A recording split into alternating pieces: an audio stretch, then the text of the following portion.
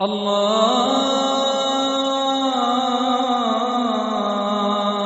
أكبر الله أكبر الله أكبر الله أكبر.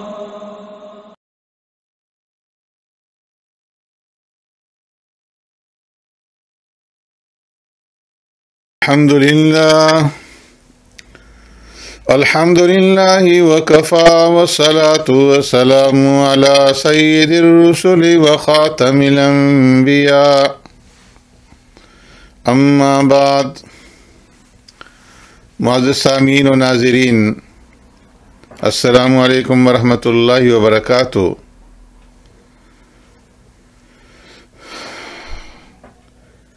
قادیانیوں کے خلیفہ مرزا ناصر احمد نے 22 جولائی 1974 کو پاکستان کی قومی اسمبلی کے سامنے جو اپنا موقف اور اپنا محضر نامہ پیش کیا تھا،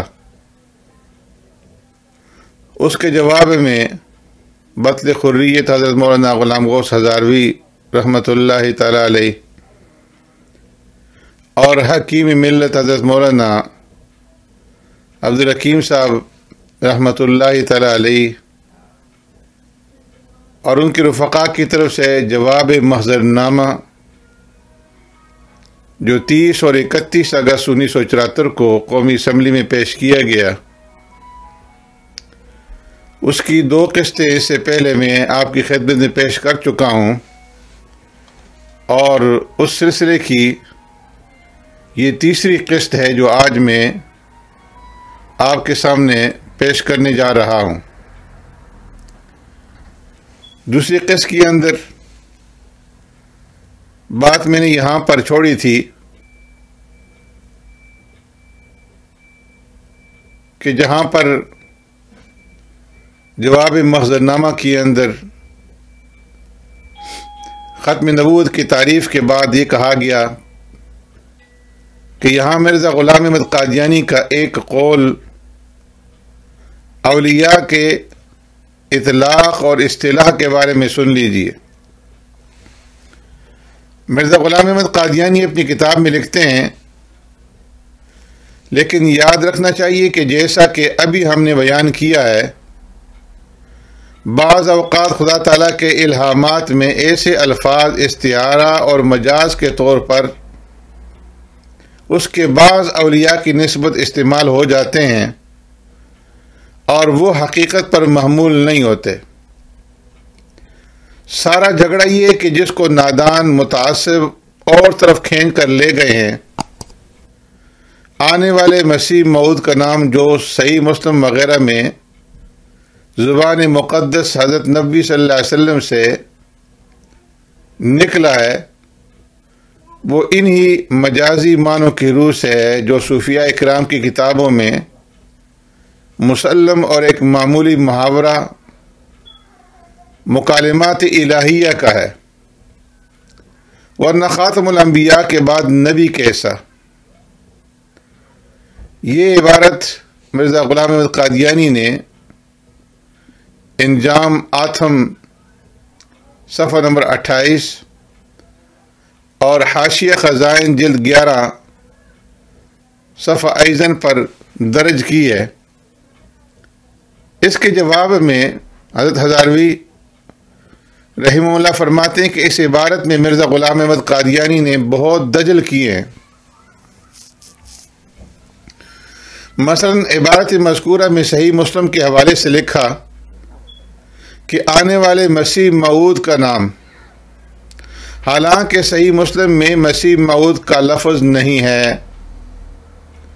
یہ اصطلاح خود مرزا غلام احمد قادیانی نے گھڑی ہے، مگر یہاں ہم کو صرف یہ بتانا ہے کہ شیخ اکبر وغیرہ کے الفاظ جو نبوت غیر تشریح کے آئے ہیں وہ صرف مکالمات الہیہ کی وجہ سے آپ کی اصطلاح ہے، ورنہ نبوت کا عہدہ اور نبی کے نام کا اطلاق وہ بھی ناجائز سمجھتے ہیں.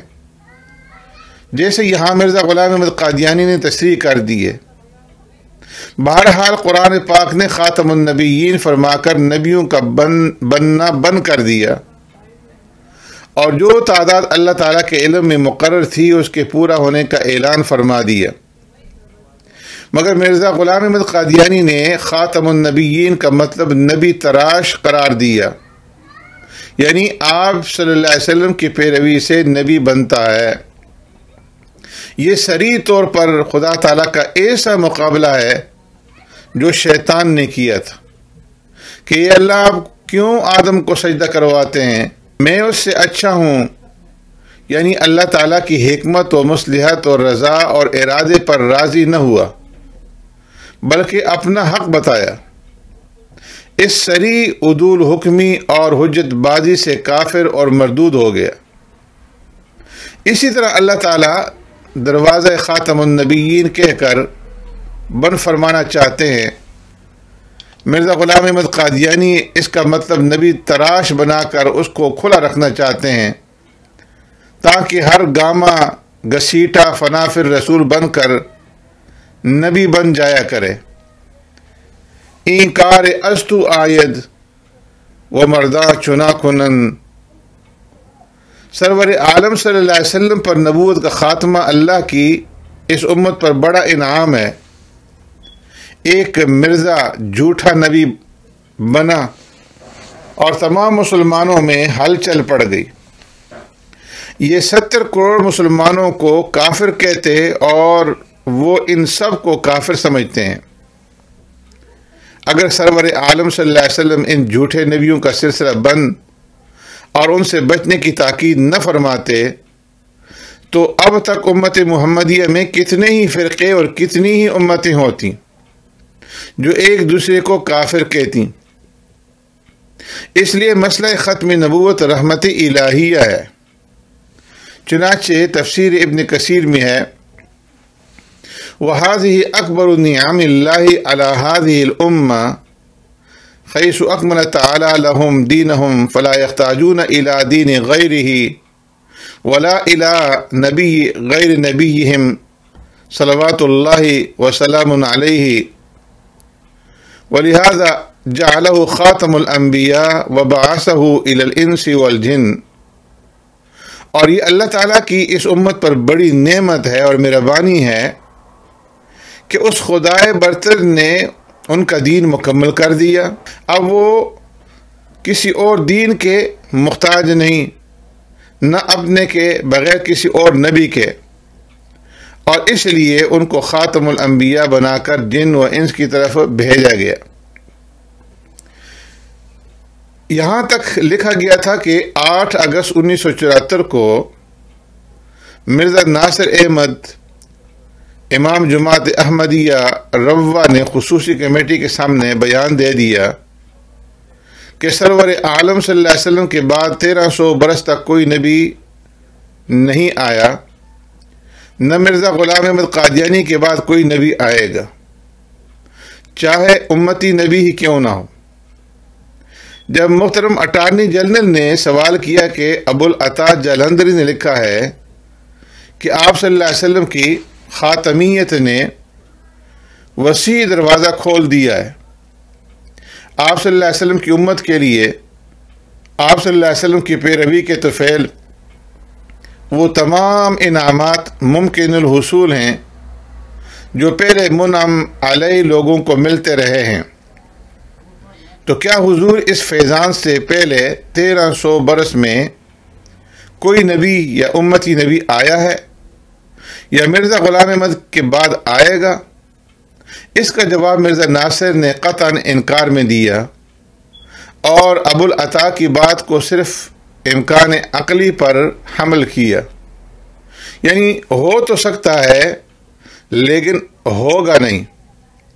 اور اس سلسلے میں مرزا ناصر احمد نے مولانا اسماعیل شہید رحمۃ اللہ تعالی کا قول نقل کیا کہ اللہ تبارک و تعالیٰ کو قدرت ہے کہ ایک آن میں کروڑوں فرشتے جبرائیل علیہ السلام اور محمد جیسے پیغمبر پیدا کر دے، حالانکہ ان کا ایمان تھا کہ ایسا کبھی نہ ہوگا، کوئی بھی محمد الرسول اللہ صلی اللہ علیہ وسلم کی طرح پیدا نہیں ہوگا، بلکہ آپ خاتم النبیین ہیں، صرف خدا کی قدرت کا بیان ہے۔ مرزا ناصر احمد کے اس بیان کے بعد سارا مسئلہ صاف ہو گیا۔ بقائے نبوت اور اجزائے نبوت کی ساری بحثیں فضول ہیں۔ حضور صلی اللہ علیہ وسلم پر نبوت ختم ہو گئی ہے۔ نہ 1300 برس میں پہلے کوئی نبی آیا، نہ مرزا غلام احمد کے بعد آئے گا۔ بقول مرزا ناصر احمد کے ایک ہی مرزا غلام احمد امتی نبی بنایا گیا، کیونکہ مسلم شریف میں 4 جگہ آنے والے کو نبی کہا گیا، حالانکہ مسلم شریف اور سینکڑوں احادیث میں ایک مسیح کے نزول کی خبر ہے جو آسمان سے نازل ہو کر دجال کو قتل کریں گے، 40 سال دنیا میں رہیں گے، ساری دنیا مسلمان ہو جائے گی، پھر ان کی وفات ہوگی۔ دنیا کے کروڑوں مسلمانوں کا ابتدائی سے یہی عقیدہ رہا کہ حضرت عیسیٰ علیہ السلام آسمان پر زندہ اٹھائے گئے ہیں اور قرب قیامت کو وہی دوبارہ نازل ہوں گے، اور مرزا غلام احمد قادیانی کہتے ہیں کہ حضرت عیسیٰ علیہ السلام مر چکے ہیں اور آنے والا مسیح میں ہوں۔ یہاں 2 مسئلے ہیں، ایک یہ کہ آیا واقعی حضرت عیسیٰ علیہ السلام وفات پا چکے ہیں یا زندہ آسمان میں موجود ہیں اور آخری زمانہ میں دوبارہ نازل ہوں گے۔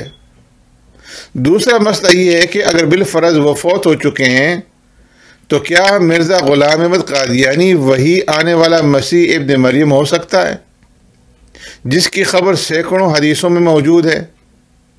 ہم یہاں دوسرے مسئلے پر پہلے بحث کریں گے۔ فرض کیجئے حضرت عیسیٰ علیہ السلام فوت ہو چکے ہیں، تو کیا مرزا غلام احمد قادیانی آنے والا مسیح ہو سکتا ہے؟ مرزا غلام احمد قادیانی ہمارے خیال میں یہ دعویٰ جھوٹ، افتراء اور قرآن و حدیث سے مذاق اور استہزاء کے مترادف ہے۔ مرزا غلام احمد قادیانی مسیح ابن مریم تو کیا مسلمان ہی نہیں ہو سکتا۔ مندرجہ ذیل امور ملاحظہ فرمائیں۔ نمبر 1، مرزا غلام احمد قادیانی کو ایک نامحرم عورت مسمات بہانوں رات کو مٹھیاں بھرا کرتی تھی، جس کا ذکر سیرت المہدی جلد نمبر 3 صفحہ نمبر 210 پر موجود ہے۔ نمبر 2، مرزا غلام احمد قادیانی کا پہرا راتوں کو عورتیں دیا کرتی تھیں، سیرت المہدی حصہ سوم صفحہ 213۔ نمبر 3، مرزا غلام احمد قادیانی نے ایک دوشیزہ لڑکی مسمات محمدی بیگم کے حصول کے لیے کوششیں کی، مگر محمدی بیگم کے رشتہ داروں نے مخالفت کر کے اس کی شادی دوسری جگہ کرا دی۔ مرزا غلام احمد قادیانی نے اپنے بیٹے فضل احمد سے اس کی بیوی کو طلاق دلوائی، جو احمد بیگ ولد محمدی بیگم کی بھانجی تھی، سیرت المہدی حصہ اول صفحہ 29۔ نمبر 4، جب محمدی بیگم کا نکاح دوسری جگہ ہو گیا اور مرزا غلام احمد قادیانی کی بیوی والدہ فضل احمد نے ان سے قطع تعلق کر دیا تو مرزا غلام احمد قادیانی نے اس کو طلاق دے دی، سیرت المہدی حصہ اول صفحہ 34۔ نمبر 5، مرزا غلام احمد قادیانی نے محمدی بیگم کے سلسلے میں اپنے بیٹے سلطان احمد کو جائیداد سے محروم اور عاق کر دیا، کیونکہ یہ بھی مخالفانہ کوشش کرتے رہے، سیرت المہدی حصہ اول صفحہ 34۔ نمبر 6، مرزا غلام احمد قادیانی نے نبی بننے کے لیے جھوٹ کہا کہ امام ربانی نے مکتوبات میں لکھا ہے کہ جب مکالمات الہیہ کی کثرت ہو تو پھر وہ نبی کہلاتا ہے، حالانکہ اس مکتوب میں نبی کا لفظ نہیں بلکہ محدث کا لفظ ہے، اور خود مرزا غلام احمد قادیانی نے اس سے پہلے جب تک کہ ان کو نبی بننے کا شوق نہیں چڑھایا تھا، ازالۃ الاوہام صفحہ نمبر 915، خزائن جلد 3 صفحہ نمبر 601 میں محدث کا لفظ لکھا، اب شوق نبوت میں امام ربانی پر جھوٹ بولا اور اسی لیے مکتوبات کا حوالہ بھی درج نہیں کیا۔ نمبر 7، مرزا غلام احمد قادیانی نے یہ بھی امام بخاری رحمۃ اللہ تعالی علیہ کے حوالے سے جھوٹ لکھا کہ آخری زمانہ میں بعض خلیفوں کی نسبت آسمان سے آواز آئے گی، ھذا خلیفۃ اللہ المہدی۔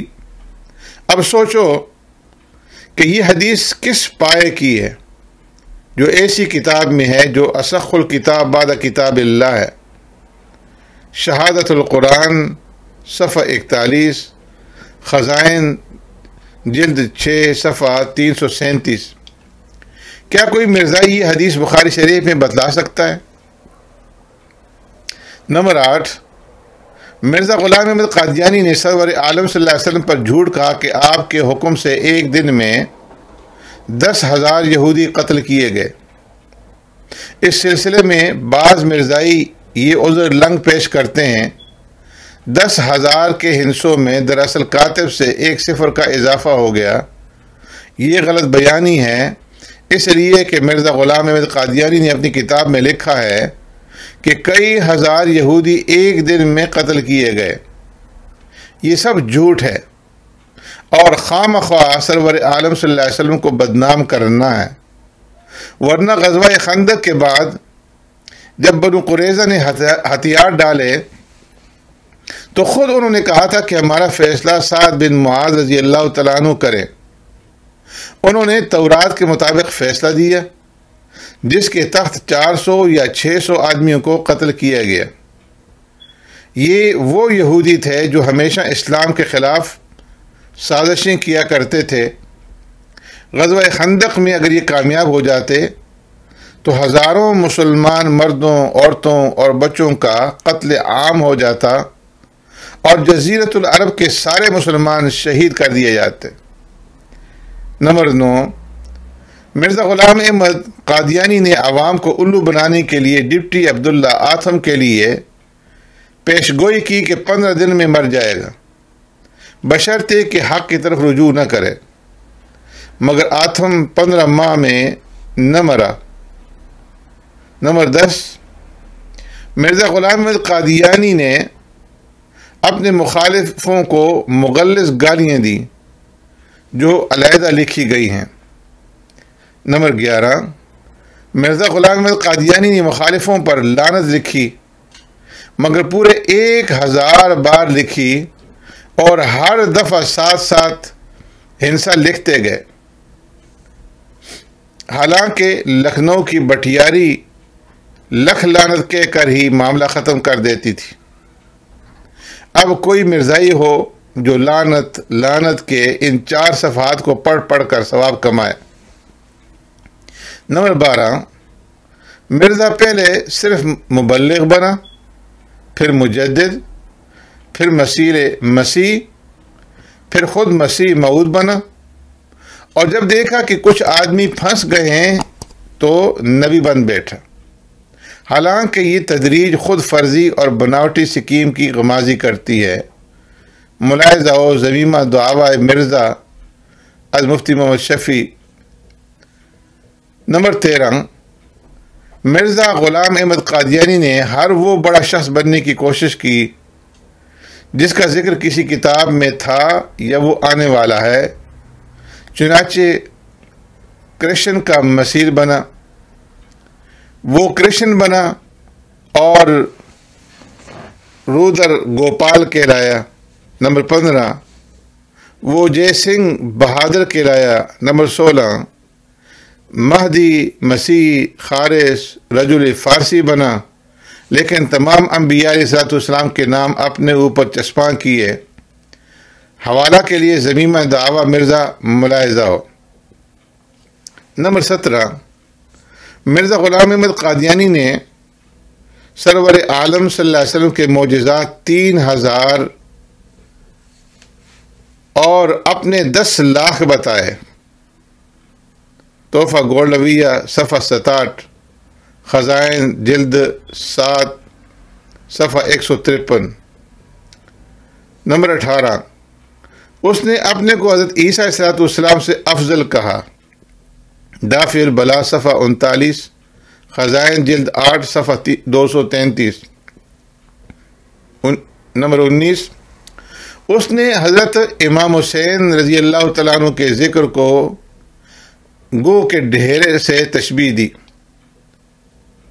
نمبر 20، مرزا غلام احمد قادیانی نے ایک غیر محرم لڑکی سے اپنا نکاح آسمان میں ہو جانے کی خبر دی اور کہا کہ خدا نے مجھ سے زوجنا کہا فرمایا ہے کہ ہم نے اس لڑکی سے تمہارا نکاح کر دیا ہے۔ 21، اس نے کہا کہ ہمارا صدق و کذب جانچنے کے لیے ہماری پیشگوئی سے بڑھ کر کوئی چیز نہیں۔ آئینہ کمالات اسلام صفحہ 288، خزائن جلد 5 صفحہ ایزن۔ جبکہ اس کی یہ پیشن گوئی غلط ثابت ہوئی اور 20 برس تک اس کو مایوس رکھ کر آخر کار جھوٹا ثابت کر دیا۔ نمبر 22، مرزا غلام احمد قادیانی نے کہا کہ محمدی بیگم کا میرے ساتھ نکاح تقدیر مبرم اور اٹل ہے، کوئی نہیں جو اس کو روک سکے۔ نمبر 23، مرزا غلام احمد قادیانی نے یہ بھی لکھا کہ خدا نے مجھے کہا ہے کہ میں ہر روک کو دور کر کے تمہارے پاس اس عورت کو واپس لاؤں گا۔ نمبر 24، اس نے یہ بھی لکھا کہ ایک بار بیمار ہوا اور قریب الموت ہو رہا تھا کہ مجھے پیشن گوئی کا خیال آیا تو قدرت نے تسلی دی کہ اس میں شک نہ کرو، یہ ہو کر رہے گا۔ تب میں سمجھا کہ جب پیغمبر مایوس ہونے لگتے ہیں تو اس طرح خدا ان کو تسلی دیتا ہے۔ ازالۃ الاوہام صفحہ 398، خزائن جلد 3 صفحہ 306۔ نمبر 25، مرزا غلام احمد قادیانی نے یہ بھی لکھا کہ محمدی بیگم باکرہ ہونے کی حالت میں ہو یا سیبہ، خدا لٹا کر میرے پاس لائے گا۔ نمبر 26، مسلسل 20 سال تک یہ پیشن گوئی کرتا رہا اور مریدوں کی تازہ بتازہ الہاموں سے طفل تسلی کرتا اور عوام کو الو بناتا رہا، مگر آخر کار بے نیل مرام چل بسا۔ نمبر 27، مرزا غلام احمد قادیانی نے خدا تعالیٰ پر افتراء کیا کہ اللہ تعالیٰ نے میرے ساتھ اس محمدی بیگم کا نکاح کر دیا، اگر خدا نے نکاح کیا ہوتا تو کوئی اور اس کو کیسے بیاتا۔ پھر نکاح پر نکاح کا مقدمہ نہ مرزا غلام قادیانی نے کیا اور نہ ہی ان کے مریدوں نے۔ نمبر 28، سلطان محمد کے ساتھ محمدی بیگم کے نکاح کے بعد خدا نے مرزا غلام احمد قادیانی کے ساتھ کیسے نکاح پڑھا۔ نمبر 29، اور جب خدا نے نکاح پڑھ دیا تھا تو پھر دوسرے سے شادی کیسے ہونے دی؟ معلوم ہوا کہ آسمانی نکاح کی وہی اللہ تعالیٰ پر افتراء تھا جو صریح کفر ہے۔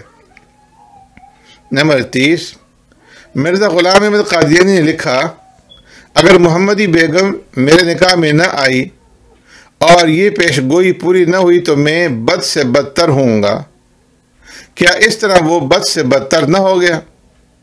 کیا بد سے بدتر کی تعبیر سخت سے سخت نہیں ہو سکتی؟ اور کیا اس کو کافر مفتری علی اللہ نہیں کہہ سکتے؟ نمبر 31، جب یہ پیش گوئی پوری نہ ہوئی تو کیا وہ اپنے مقرر کیے ہوئے معیار کے مطابق جھوٹا ثابت نہ ہو گیا؟ جبکہ اس پیش گوئی کو مرزا غلام احمد قادیانی نے اپنے صادق یا کاذب ہونے کی دلیل ٹھہرایا تھا، اور اتنا بڑا جھوٹ بولنے والا آدمی حضرت عیسیٰ علیہ السلام یا محمد الرسول اللہ صلی اللہ علیہ وسلم کی ہمسری کا دعویٰ کیسے کر سکتا ہے؟ نمبر 32، مرزا غلام احمد قادیانی نے جہاد کو حرام کہا اور انگریز کی خاطر یہ فتویٰ ساری دنیا میں پہنچایا۔ نمبر 33، مرزا غلام احمد قادیانی نے انگریز کی اطاعت کو اسلام کا حصہ قرار دیا۔ شہادت القرآن کا آخری اشتہار، خزائن جلد 6 صفحہ 380۔ نمبر 34، مرزا غلام احمد قادیانی نے انگریزوں کو دعائیں دیں جو تمام دنیا میں مسلمانوں کو ذلیل کرنے کی کوشش کرتا تھا۔ نمبر 35، مرزا نے اپنے کو گورنمنٹ برطانیہ کا خرز اور تعویذ کہا۔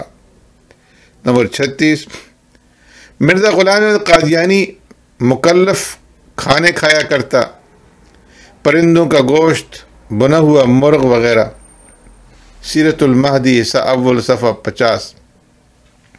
نمبر 37، ریل کو دجال کا گدھا کہہ کر خود کرایہ دے کر اس گدھے پر سوار ہوتا۔ نمبر 38، مرزا غلام احمد قادیانی نے خاتم النبیین کے معنی بدل کر آپ کو نبی تراش قرار دے دیا، مگر پھر ایک نبی بھی نہ گھڑا گیا، صرف خود ہی نبی بن بیٹھا۔ نمبر 39، مرزا غلام احمد قادیانی کے لیے قادیان میں حکومت نے ایک سپاہی رکھا تھا۔ نمبر 40، مرزا غلام احمد قادیانی کے ساتھ جہلم تک گوروں کا پیرا رہا۔ سیرت المہدی حصہ 100 صفحہ 289۔ نمبر 41، ایک انگریز نے دریافت کیا کہ بڑے لوگوں کی طرح مرزا غلام احمد قادیانی نے بھی کسی کو اپنا جانشین بنایا ہے۔ 42، مرزا غلام احمد قادیانی نے ایک عدالت میں لکھ دیا کہ میں آئندہ اس قسم کے الہامات شائع نہ کروں گا، گویا یہ توبہ نامہ لکھا۔ 43، مرزا غلام احمد قادیانی نے فخر کرتے ہوئے اور انگریزوں کو ممنون کر کے فائدے حاصل کرنے کے لیے انگریزوں کی سندیں اور چٹھیاں شائع کی۔ 44، مرزا غلام احمد قادیانی نے سکھوں کے ساتھ شاہ اسماعیل شہید رحمۃ اللہ تعالی کی جنگ کو مفسدہ لکھا۔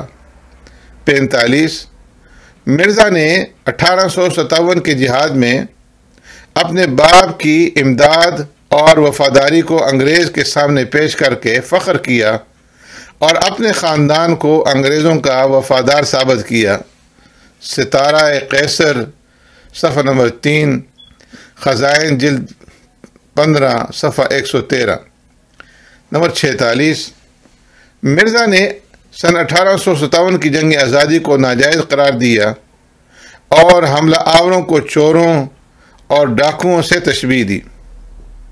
47، مرزا غلام احمد قادیانی نے لکھا کہ مولوی ثناء اللہ اور مجھ میں جو جھوٹا ہے وہ مر جائے گا، چنانچہ وہ مولوی ثناء اللہ کے سامنے مر گیا اور اسی طرح اس کے جھوٹے ہونے کا قرآنی فیصلہ ہو گیا۔ نمبر 48، مرزا غلام احمد قادیانی نے ایسی دوائیں تیار کی جن میں صرف یاقوت 2000 روپے کی، آج کل شاید ان کی قیمت 20,000 روپے ہو، داخل کیے۔ یہ عین محمد ہیں جن کے دولت خانہ میں آگ نہیں جلتی تھی۔ نمبر 49، مرزا غلام احمد قادیانی نے اپنے چیلوں کو پورا معتقد بنانے کے لیے یہ گپ بھی لگائی کہ خدا کا کلام مجھ پر اس قدر نازل ہوا ہے کہ وہ تمام لکھا جائے تو 20 جز سے کم نہیں ہوگا۔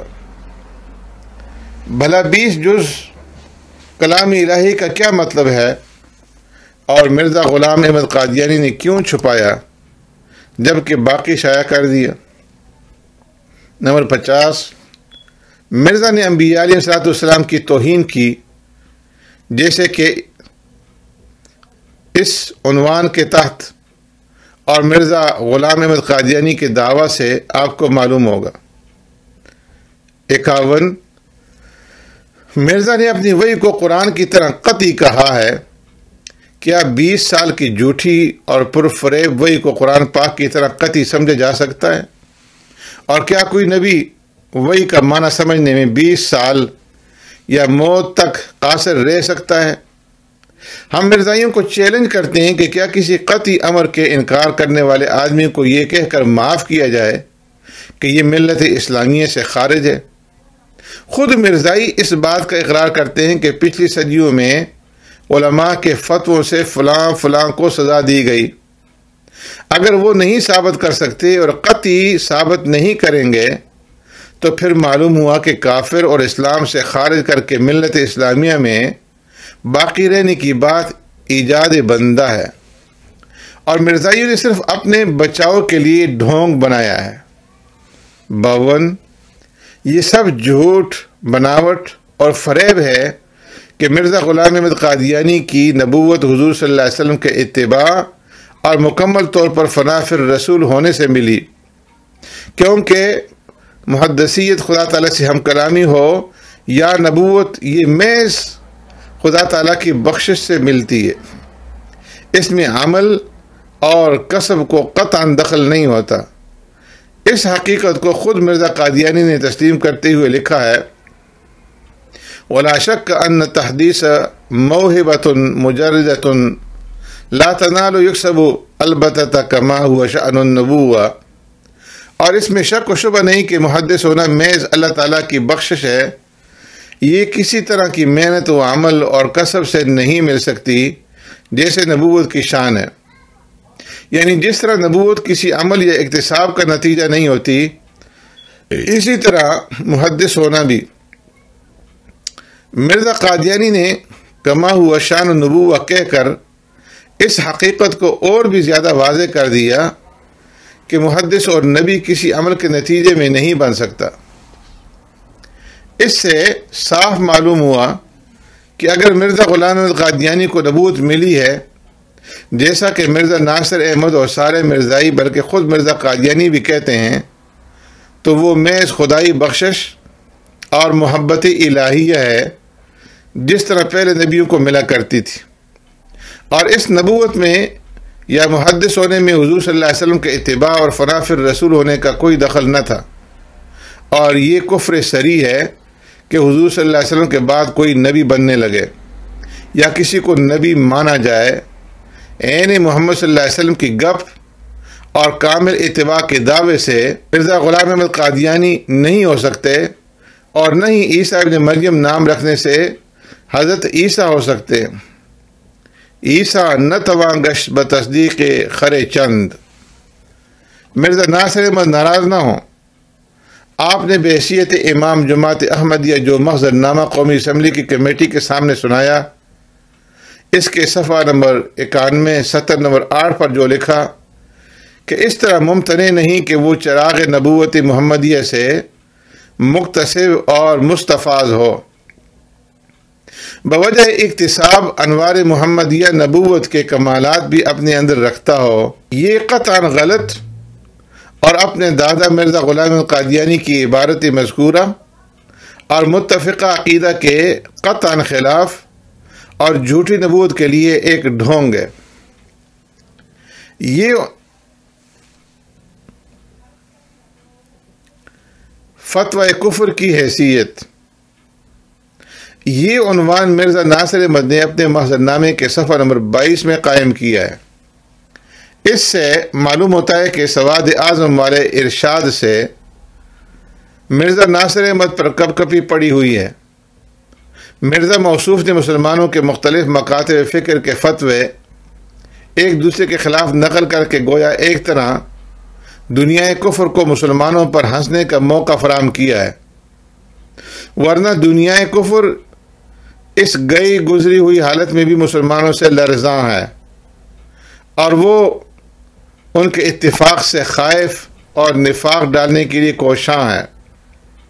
مرزا ناصر احمد کو معلوم ہے کہ مسلمانوں کا سواد اعظم یعنی عظیم اکثریت ان کو کافر سمجھتی ہے، تو انہوں نے محضر نامے کے صفحہ نمبر 23 سطر نمبر 9 پر لکھ دیا کہ کسی ایک فرقہ کو خاص طور پر مد نظر رکھا جائے تو اس کے مقابل پر دیگر تمام فرقے سواد اعظم کی حیثیت اختیار کر جائیں گے، اور اس طرح باری باری ہر ایک فرقے کے خلاف بقیہ سواد اعظم کا فتویٰ کفر ثابت ہوتا چلا جائے گا۔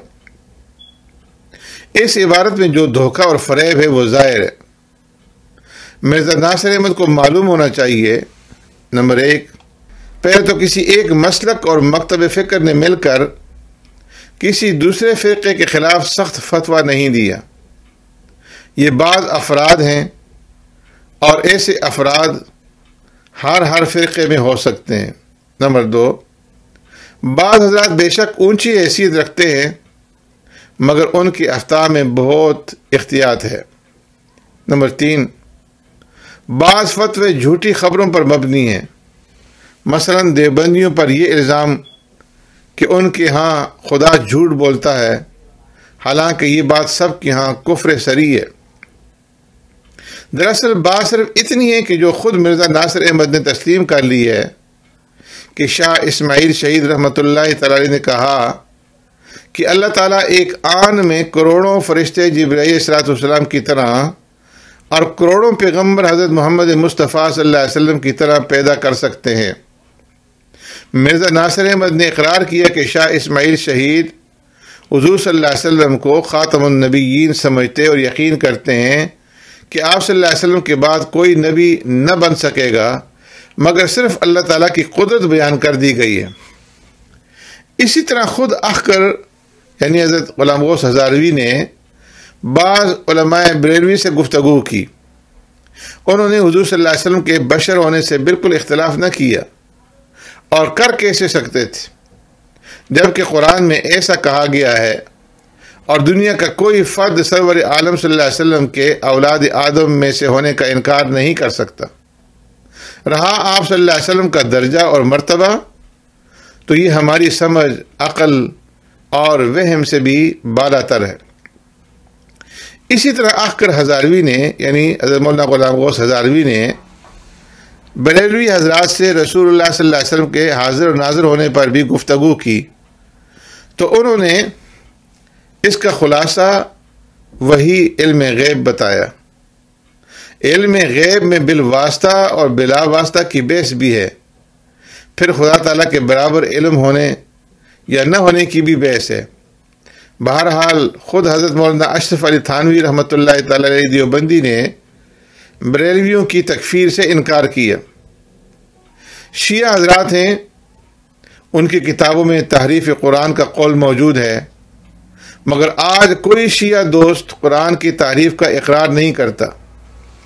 باقی شان صحابہ کے بارے میں ان کا رویہ تو مولانا مظہر اظہر احرار لیڈر جو تاریخ مدح صحابہ کے سلسلے میں لکھنؤ گئے اور انہوں نے تقریر کی کہ جب حضرت علی رضی اللہ تعالی عنہ نے 20 سال کے قریب ان صحابہ کے پیچھے نمازیں پڑھیں تو ہم کیوں ان کی اقتداء نہ کریں۔ بہرحال شیعہ فرقہ پر بحیثیت فرقہ یا اس نے بحیثیت فرقہ کوئی فتویٰ نہیں لگایا۔ یہی حال اہل حدیث حضرات کا ہے۔ پھر یہ فتویٰ اکثر انگریز کے عہد کے ہیں۔ جس انگریز نے جب اپنی فوجیں ترکوں کے دارالحکومت قسطنطنیہ میں اتاریں تو خلیفہ ترکی سے اپنے حق میں فتویٰ دلایا۔ انگریزوں کی دسیسہ کاریوں کا علم ہونا آسان نہ تھا اور نہ اب ہے۔ نمبر 5، اسلام کا کامل دین ہندو دھرم کی طرح نہیں ہے کہ پنڈت جواہر لال نہرو خدا کے منکر بھی ہوں پھر بھی ہندو ہوں، سنالی درجی بت پرستی کریں اور آریہ بت پرستی کے خلاف ہوں پھر بھی رشتے ناطے جاری ہوں۔ دین اسلام کی حدود ہیں، ان حدود کو پھلانگنے والا ظاہر ہے ان حدود سے باہر سمجھا جائے گا، مگر اسلامی وحدت، اسلامی حکومت اور خلافت کا شیرازہ منتشر ہونے کے بعد مختلف طبقات میں افراتفری پیدا ہوئی اور اسی لیے اسلامی عہد کے بہت ہی کم واقعات مرزا ناصر بیان کر سکا ہے۔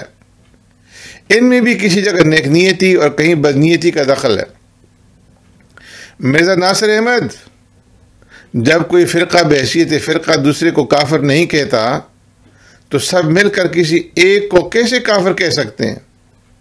اور یہ حقیقت ہے کہ صحابہ اکرام رضوان اللہ تعالی اجمعین کو ماننے والے سواد اعظم کے مصداق کبھی ایسا نہیں کر سکتے، نہ آج تک کیا ہے نہ آئندہ کریں گے۔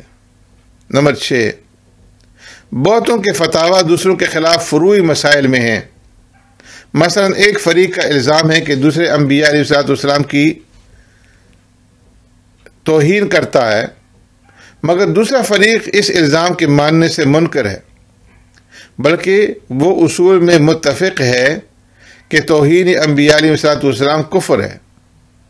آیا اس عبارت سے توہین ہوتی ہے یا نہیں، صرف اس میں بحث ہے۔ نمبر 7، ان کا اختلاف اسی طرح کے الزامات یا غلط فہمیوں پر مبنی ہے یا اسی قسم کے مختلف مسائل ہیں۔ اب مرزائیوں کا حال سنیں۔ نمبر 1، مگر مرزائیوں سے مسلمانوں کا اختلاف اصولی ہے۔ وہ کھلم کھلا مرزا قادیانی کو حضرت عیسیٰ علیہ السلام سے افضل کہتے ہیں۔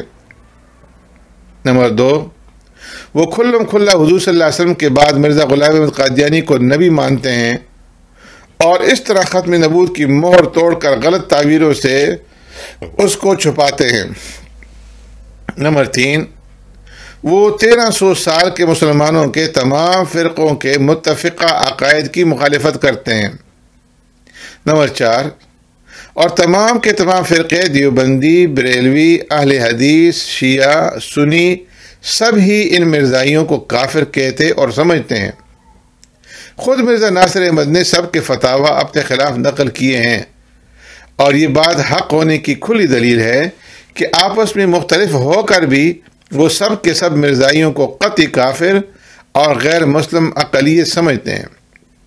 نمبر 5، پھر مرزا غلام احمد قادیانی بھی تمام مسلمانوں کو جو اس کو مسیح موعود نہیں مانتے کافر کہتا ہے۔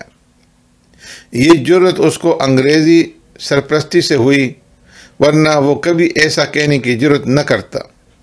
نمبر 6، اور مرزا غلام احمد قادیانی خدا کے حکم سے کہتے ہیں کہ جو مرزا غلام احمد قادیانی کے مسیح ہونے میں شک بھی کرے اس کے پیچھے نماز نہ پڑھو۔ نمبر 7، مرزا بشیر الدین محمود نے صفائی سے تمام مسلمانوں کو کافر قرار دیا۔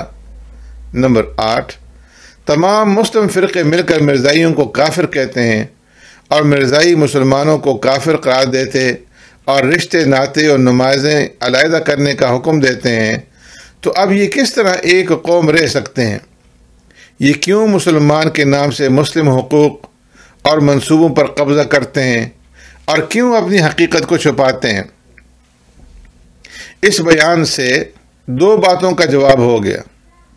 ایک تو فتاوی کفر کی حیثیت کے مندرجات کا کہ سارے فرقے مل کر کبھی ایک فرقہ کے خلاف ہو کر سواد اعظم نہیں بنے، نہ بنیں گے، نہ بن سکتے۔ دوسرے، مرزائی ایک دوسرے کے خلاف فتویٰ لگانے کا جو الزام لگاتے ہیں اس کی بھی حقیقت واضح ہوگی، اور مرزائیوں کا ان اختلافات کو ہوا دینا اسلام دشمنی سے کم نہیں ہے اور دنیا بھر میں مسلمانوں کو ذلیل کرنے کے مترادف ہے۔ بعض دیگر الزامات۔ اسی طرح لگے ہاتھوں ہم مرزا ناصر احمد کے مختصر نامے صفحہ نمبر 149 کا بھی جواب دیتے ہیں، جو انہوں نے بعض دیگر الزامات کی عنوان سے ذکر کیا ہے۔ اس میں انہوں نے مرزائیوں کا مسلمانوں کے پیچھے نماز نہ پڑھنے کا ذکر کیا ہے۔ اس موضوع میں مرزا ناصر احمد کا برا حال رہا ہے۔ انہوں نے جان چھڑانے کے لیے صفحہ 154 سطر 13 سے لے کر صفحہ 162 تک فتاوے نقل کر کے یہ لکھا ہے کہ ہم ان میں سے کسی کے پیچھے نماز پڑھیں جن کو فلاں نے کافر کہا اور ان کے پیچھے نماز پڑھنے سے روکا، پڑھیں تو فتویٰ دینے والے کے ہاں کافر ہوتے ہیں، نہ پڑھیں تو غیر مسلم اقلیت۔ مرزا ناصر احمد اس سوال میں بری طرح پھنسے ہیں۔ وہ صاف نہیں کہتے کہ مسلمانوں کے پیچھے نماز ہم کس طرح پڑھیں کہ وہ ایک نبی کے منکر اور کافر ہیں، جبکہ مرزا قادیانی نے خدا تعالیٰ کے حکم سے شک کرنے والے کے پیچھے نماز پڑھنے سے روک دیا ہے۔ گویا مرزا غلام احمد قادیانی کی نبوت کا انکار اور اس کو مفتری سمجھنا ہی نماز نہ پڑھنے کی وجہ ہے، باقی لفاظی ہے۔ مرزا ناصر احمد نے باتیں بنائی ہیں، باقی طبقات کا کسی کے پیچھے نماز نہ پڑھنے کا حکم دینا دعوی نبوت کے انکار کی وجہ سے نہیں ہے، اسی لیے وہ باہم اختلاف رکھنے کے باوجود مرزائیوں کے سلسلے میں ایک ہیں۔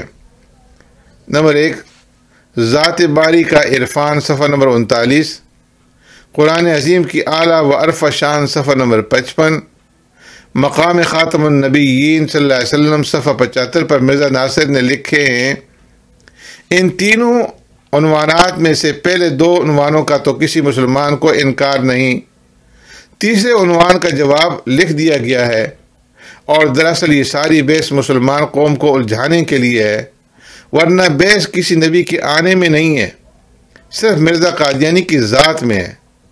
باقی دو عنوان سے جو لکھا گیا ہے اگرچہ عنوان مسلم ہے، مگر ان عبارات اور مرزا غلام احمد قادیانی کے اقوال سے نقل کرنے اصلی مقصد مرزا قادیانی کی شخصیت بنانا اور اس کو محدث، نبی اور مسیح موعود جتلانا ہے، اور کوئی مقصد نہیں۔ چنانچہ صفحہ نمبر 42 سطر 11، صفحہ 43 سطر 12، صفحہ 44 سطر 5 اور سطر 15، صفحہ 48 سطر 2، صفحہ 57 سطر 3، صفحہ 58 سطر 8، صفحہ 61 سطر 4، صفحہ 65 سطر 18، صفحہ 70 سطر 3۔ ظاہر ہے یہ صرف اپنے لیے مرزا غلام قادیانی نے راستہ صاف کرنے کی سعی کی ہے۔ مقام خاتم النبیین صفحہ 29 تا 36۔ اس عنوان کے تحت مرزائیوں نے خواہ مخواہ خاتم النبیین کا معنی بدل کر اور بزرگان دین کے اقوام سے غیر تشریح نبوت کا بقا و اجرا ثابت کرتے ہوئے مغز پاشی کی ہے۔ جب آپ نے مان لیا کہ سوائے قادیانی کے نہ پہلے کوئی نبی بن سکا ہے نہ بعد میں آئے گا، تو اب خاتم النبیین کے معنی میں بحث فضول ہے۔ بحث صرف اتنی ہے کہ آنے والے مسیح واقعی مسیح ابن مریم عیسیٰ رسول اللہ ہیں، جو آسمان پر زندہ ہیں اور نازل ہو کر دجال کو قتل کریں گے اور 40 سال زندہ رہ کر وفات پائیں گے اور حضور صلی اللہ علیہ وسلم کے مقبرہ میں دفن ہوں گے، یا وہ مر چکے ہیں اور آنے والے مسیح نظر بددور مرزا غلام احمد قادیانی ہیں۔ مرزا ناصر احمد نے خاتم النبیین کا معنی بیان کرتے ہوئے مولانا محمد قاسم نانوتوی رحمۃ اللہ تعالی علیہ، شیخ اکبر، ملا علی قاری رحمۃ اللہ تعالی علیہ وغیرہ وغیرہ حضرات کے نام لیے ہیں کہ یہ غیر تشریعی نبوت کو باقی سمجھتے ہیں، حالانکہ ان حضرات کی مراد صرف یہ ہے کہ حضرت عیسیٰ علیہ السلام جب نازل ہوں گے وہ ہماری شریعت کو چلائیں گے اور کوئی شریعت نہیں لائیں گے، نہ چلائیں گے۔ اس کی خاطر انہوں نے بعض الفاظ لکھے ہیں۔ اگر یہ بات نہیں تو ہم مرزا ناصر احمد کو چیلنج کرتے ہیں کہ وہ کسی ولی یا عالم کی کتاب سے دکھائیں کہ فلاں آدمی حضور صلی اللہ علیہ وسلم کے بعد سچا نبی بنا ہے۔ خود مرزا مذکور نے اقرار کیا ہے کہ کوئی سچا نبی مرزا قادیانی سے پہلے نہیں آیا، تو بحث ختم ہو گئی۔ آپ خاتم النبیین کے معنوں میں کیوں مسلمانوں کو الجھاتے اور 13 صدیوں کے متفقہ معنی کی تردید کرتے ہیں؟ مرزا غلام احمد قادیانی نے اور خود مرزا ناصر احمد نے تو یہ بھی اقرار کیا کہ مرزا قادیانی کے بعد بھی قیامت تک کوئی نبی نہ آئے گا، تو ساری بحث اس پر کرو کہ سینکڑوں حدیثوں میں مسیح ابن مریم کے نزول اور ساری دنیا پر حکومت کرنے اور 40 سال کے بعد وفا پا جانے کی حدیثیں غلط ہیں یا صحیح۔ ہم خود شیخ اکبر رحمۃ اللہ تعالی علیہ اور ملا علی قاری رحمۃ اللہ تعالی علیہ وغیرہ کے ارشادات سے ثابت کریں گے کہ حضرت مسیح ابن مریم آسمان میں ہیں اور وہ آخری زمانہ میں نازل ہوں گے۔ جب یہ حضرات خود کسی اور کو نبی نہیں مانتے اور انہیں مسیح ابن مریم کو آسمان سے نازل ہونے والا بتاتے ہیں، تو مرزا قادیانی تو ان کے ہاں بھی جھوٹا ثابت ہو گیا۔ اس لیے ہم اس عنوان کے تحت زیادہ بحث نہیں کریں گے۔ البتہ ختم نبوت کے عنوان سے جو باب لکھا گیا وہ مرزا ناصر احمد کے مندرجہ بالا اقرار سے پہلے لکھا گیا، ناظرین اس کو بھی دیکھ لیں۔ سبحانک اللہم و بحمدک، نشہد ان لا الہ الا انت، نستغفرک و نتوب الیک۔